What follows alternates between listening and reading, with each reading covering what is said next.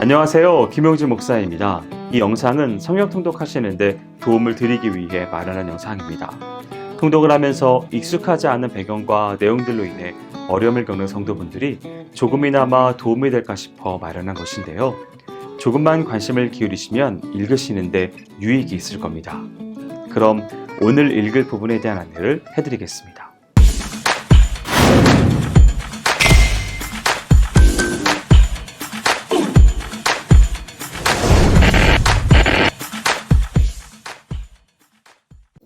오늘 읽을 본문은 사도행전 13장에서 14장까지입니다. 13장은 바울의 1차 전도 여행이 구브로와 비시디아 안디옥 등지에서의 사역을 중심으로 소개되고 있는 장입니다. 1절에서 3절은 바울의 1차 전도 여행 준비 과정 및 파송을 소개하고 있습니다. 먼저 선교의 출발지와 파송지가 안디옥 교회라는 사실을 소개합니다. 안디옥 교회는 이방인들을 주축으로 한 교회로 유대주의적 편견으로 인해 이방인에게 배타적인 예루살렘 교회보다는 이방 선교에 더 적합하였습니다. 그리고 로마 제국 내에서 로마 알렉산드리아 다음으로 큰 도시로 지정학상으로도 동양과 서양을 연결하는 요충지에 자리 잡고 있어서 이방 선교에 더욱 용이했습니다. 더구나 안디옥 교회는 복음을 영접한 이후 급성장하여 모 교회인 예루살렘 교회에 구제금을 보내는 등 신앙에 대한 열심과 성도들에 대한 사랑이 헌신적인 모습을 갖추고 있었습니다. 그래서 성령께서는 안디옥 교회를 이방 선교의 전진 기지로 준비하시고 여기서 바울을 선교사로 훈련시키신 것입니다. 4절에서 12절은 바울과 바나바의 구브로 지방에서의 전도 사역을 소개하고 있습니다. 안디옥 교회로부터 파송받은 바울과 바나바는 안디옥 서남쪽 지중해 동북쪽에 위치한 구브로 섬을 첫 선교지로 정하고 복음을 전하였습니다. 이곳은 바나바의 고향이기도 한 곳으로 헬라인 거주지였지만 유대인이 많이 살고 있어 유대인의 회당이 여러 개 있었습니다. 그래서 두 전도자는 회당을 중심으로 복음 전파 활동을 펴나갔는데 이는 여호와 신앙을 가지고 있어 복음 증거에 용이한 유대인들에게 먼저 복음을 전하고 차츰 자연스럽게 이방인들에게까지 복음을 증거하기 위함이었습니다. 한편 바울과 바나바의 1차 전도 여행 시에 마가 요한이 함께 동행하였습니다. 13절에서 43절은 비시디아 안디옥에서의 전도 사역을 소개하고 있습니다. 바울과 바나바 일행은 구브로 섬의 바보에서 출항하여 밤빌리아의 버가에 이르렀는데 이때 마가 요한이 선교 여행을 중도에 포기하고 예루살렘으로 돌아가는 사태가 발생합니다. 그러나 바울과 바나바는 흔들리지 않고 전도 여행을 계속하여 비시디아 안디옥에서 복음을 전파하게 됩니다. 여기서는 회당에서 설교를 통해 복음을 전했습니다. 여기서 바울의 설교에 나타난 특징을 살피면 다음과 같습니다. 첫째, 베드로의 설교나 스데반의 설교와 같이 이스라엘 역사에 나타난 하나님의 섭리와 언약을 통해서 예수 그리스도의 메시아 되심을 선포합니다.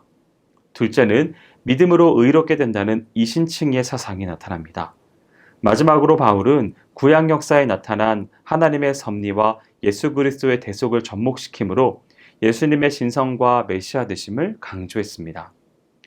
이런 바울의 설교를 들은 청중들 중 많은 사람들이 복음을 받아들이는 역사가 일어났습니다.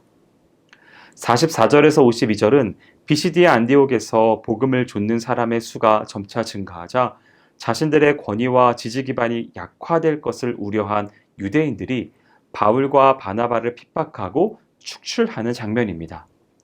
바울과 바나바의 복음 전파로 복음에 대한 놀라운 반응이 일어나자 유대인들은 바울과 바나바의 복음 전파를 비방하며 방해하고 나섰습니다. 그리고 성내 권력자들을 선동하여 바울과 바나바를 쫓아냅니다. 이에 바울은 비난하던 유대인들을 향해 그들이 복음을 거절함으로 이제 복음의 빛이 이방인에게로 옮겨지게 될 것을 선포하였습니다. 이런 바울의 변론에 대해 유대인들은 비방하였지만 이방인들은 환영하고 복음을 영접하였습니다. 14장은 바울의 1차 전도 여행 중 이고니온과 루스드라 사역을 중심으로 소개하고 이 사역을 마치자 안디옥으로 귀환한 사실을 소개하고 있습니다. 1절에서 7절은 유대인들에 의해 비시디아 안디옥에서 쫓겨난 바울과 바나바 일행이 이고니온으로 옮겨가서 복음을 전하는 장면을 소개하고 있습니다. 본문을 보면 이고니온에서도 복음을 영접하는 무리와 박해하는 무리로 나누어 반응을 보이는데 바울과 바나바는 유대인들의 박해에도 불구하고 이곳에서 장기간을 체류하며 복음을 전하였습니다. 그러나 바울과 바나바는 극심해지는 핍박으로 인해 생명의 위협을 느끼고 끝내는 루가우니아 지방의 루스드라로 피할 수밖에 없게 되었습니다. 이처럼 바울 일행이 가는 곳에는 반드시 유대인들의 박해가 뒤따랐고 유대인보다는 이방인들이 복음에 더 적극적이었습니다. 8절에서 18절은 이고니온에서 유대인들의 박해를 피해 루스드라에 온 바울과 바나바가 그곳에서 복음을 증거할 때 발생한 사건을 소개하고 있습니다.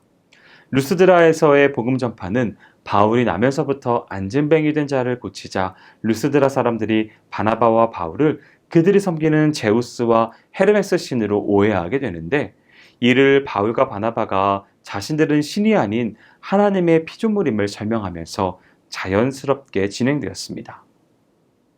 바울은 이것을 계기로 만물을 창조하시고 주관하시는 절대적인 신으로서의 하나님을 소개하였고 루스드라 사람들로 하여금 우상 숭배를 버리고 회개하여 하나님께 돌아오기를 촉구하였습니다. 19절에서 28절은 바울과 바나바의 1차 전도 여행이 마무리되는 장면입니다.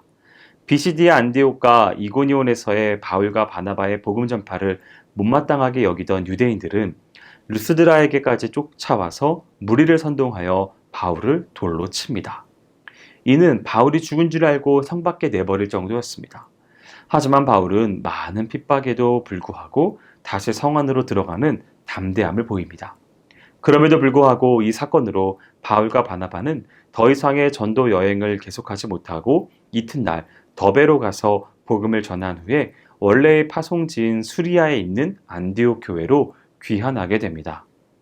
바울과 바나바는 안디옥으로 돌아오는 길에 그들이 개척한 교회들을 돌아보고 성도들에게 고난 가운데서도 용기를 잃지 말 것을 권면하는 동시에 장로들을 택하여 그들로 교회의 치리를 대신케 함으로써 교회를 굳건하게 하였습니다.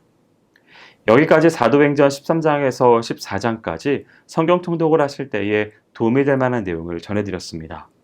혹시 이 외에 질문이 있으시거나 나누고 싶은 이야기가 있으시면 밴드나 댓글로 달아주시면 필요한 도움을 드리겠습니다. 그럼 내일 다시 만나도록 하겠습니다. 통독 화이팅 하세요.